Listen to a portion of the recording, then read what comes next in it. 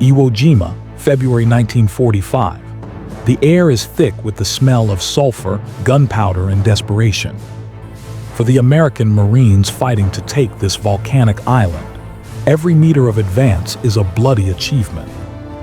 They aren't facing an enemy in an open field, but a Japanese force buried in the very heart of the mountain. General Tadamichi Kurabayashi had transformed Iwo Jima into an underground fortress with over 11 kilometers, perhaps even 18, of interconnected tunnels, concrete bunkers, and camouflaged pillboxes. Against this invisible and resilient defense, conventional weapons often proved useless. Grenades ricocheted off tight angles. Rifle shots couldn't reach the deepest recesses.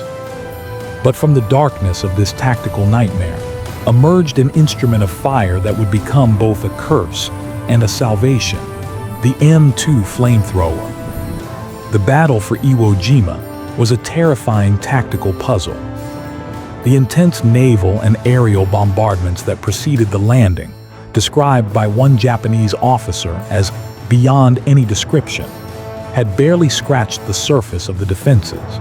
The Emperor's soldiers were safe in underground complexes, from which they emerged to open fire on the Marines, only to disappear back into the earth. Frontal assaults on these positions resulted in carnage.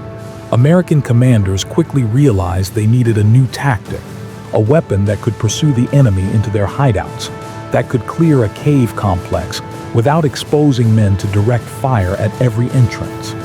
The answer lay in one of the most primitive and terrifying forces known to man: fire.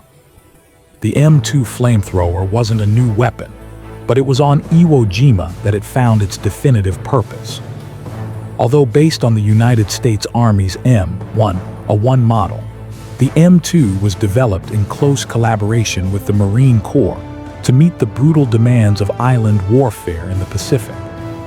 Carried on the back of a single Marine, the equipment consisted of a main tank holding 15 liters, about 4 gallons of a gasoline mixture thickened with metallic soap, a dense fuel that stuck to surfaces and burned longer, and a separate cylinder of compressed nitrogen, used as the propellant.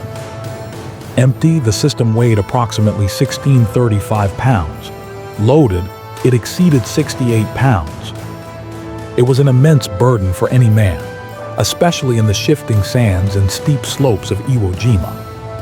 Its maximum range was nearly 50 meters, but in actual combat, effectiveness required the operator to get closer than 25 meters, often just 10 meters from the mouth of a bunker. At that distance, he wasn't just a target, he was the primary target. The M2 had no sights, as its function wasn't pinpoint accuracy, but area saturation.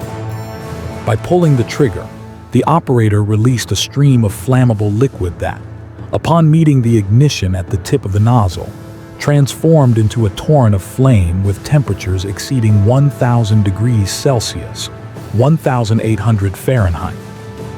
It was a weapon that required extreme courage to wield, as its operator instantly became the most targeted man on any battlefield. On Iwo Jima, the Japanese defensive doctrine made the M2 not just useful, but absolutely indispensable. General Kurabayashi had forbidden the traditional banzai attacks, which he considered a waste of soldiers. Instead, his orders were simple and deadly. Each man must inflict maximum casualties before dying, defending his position to the last breath. This meant the Marines had to flush Japanese defenders out of every cave, every bunker, every tunnel. It was in this scenario of throwing human flesh against reinforced concrete that the flamethrower revealed itself as the perfect tool. A typical assault team consisted of an M2 operator, several Marines armed with M1 rifles and Thompson submachine guns providing cover, and often a man with a bazooka to deal with more heavily armored positions. The tactic was methodical and brutal. Suppressive cover kept the defenders' heads down, while the flamethrower operator moved in close enough to shoot his jet of fire through the bunker or cave opening. The flames not only burned everything in their path, but rapidly consumed the oxygen in the confined space, causing death by asphyxiation or thermal shock to those not directly touched by the fire. It was the only weapon that could ensure a position was permanently neutralized, without the risk of the enemy reappearing minutes later from another tunnel entrance. Beyond its physical lethality, the flamethrower held a profound psychological dominance over both sides of the conflict. For the Marines, the presence of an M2 in their unit was both a comfort and a burden. It was a comfort knowing there was an answer for the pillboxes decimating their platoons. It was a burden knowing the man carrying that weapon would be the first target of any defender. For the Japanese soldiers, buried in the dark of their fortresses, the flamethrower was the materialization of hell. They nicknamed it the Devil's Chariot.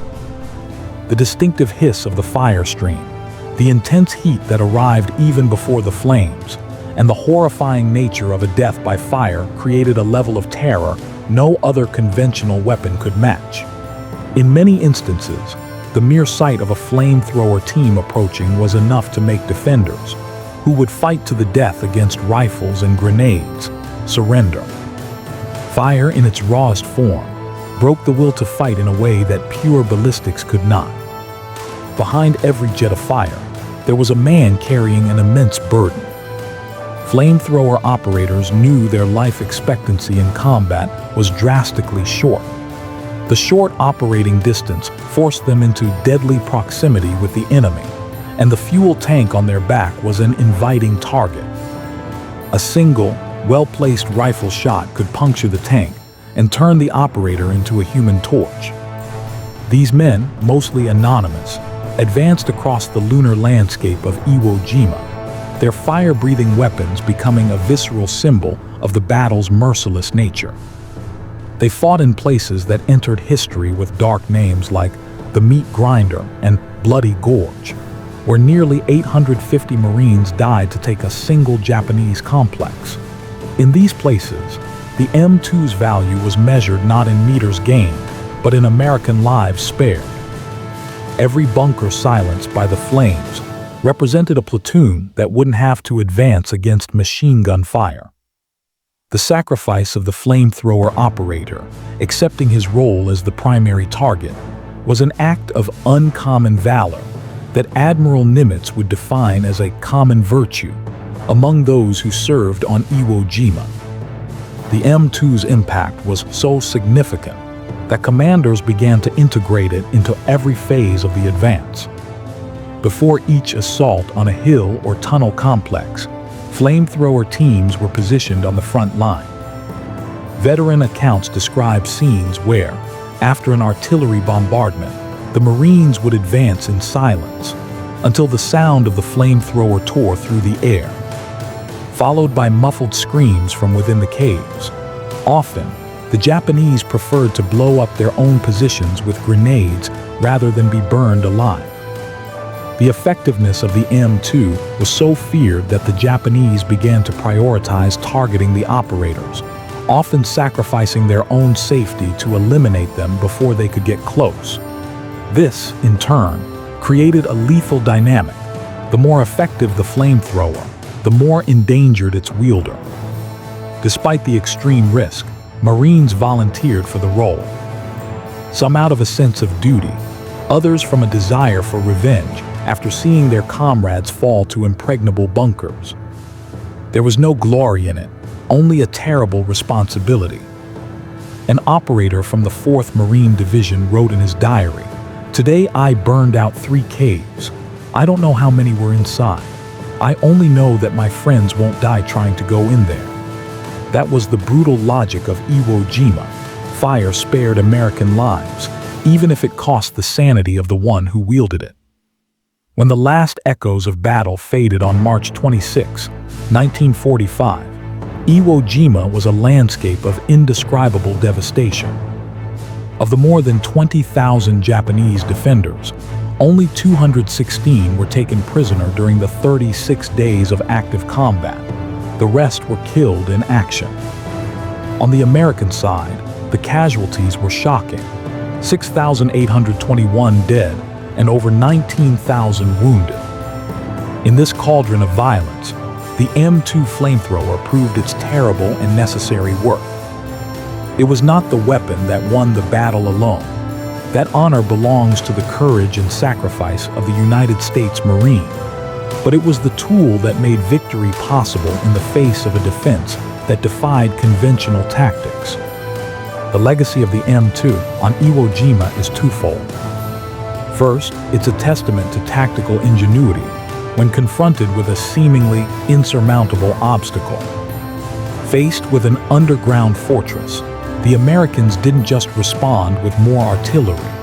They responded with a weapon that turned the enemy's environment against them. Second, the M2 remains a grim reminder of the specific horrors of modern warfare. It represents the moment military technology embraced not just destruction, but psychological terror as a tool of combat. In the following years, the flamethrower would be used in Vietnam and other conflicts, but never with the same tactical and symbolic intensity as on Iwo Jima. Today, the M2 is a museum artifact, a relic of an era when war was fought inch by inch, face to face, fire against fire. But its history must not be forgotten. For behind every jet of flame, there was a man who chose to carry hell on his back so that others might live.